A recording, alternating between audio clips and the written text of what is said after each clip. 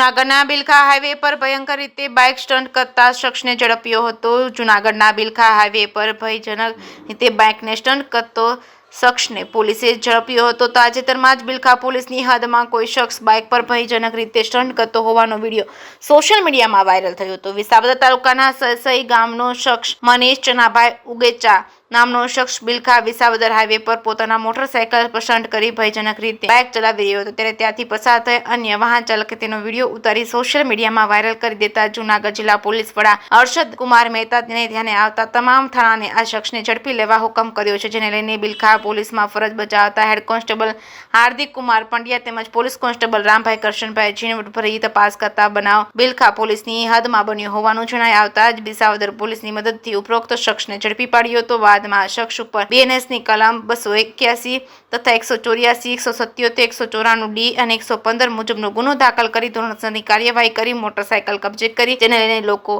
એ પોલીસની કામગીરીને બિરદાવી હતી. જે કેસની ગુજરાતી સાથે પંકજ વેગડા ભેસાણ. મનીષભાઈ ચનાભાઈ ઉગરેજા અને મારે પ્લેનર ગાડીમાં તે સ્ટન્ટ કરતો હતો અને પોલીસે પકડી પાડ્યો. શું નામ તારું? મનીષભાઈ ચનાભાઈ ઉગરેજા. શું કરતો હતો તું? ગાડીમાં સ્ટન્ટ કરતો હતો. હવે આવી ભૂલ મારાથી નહીં થાય.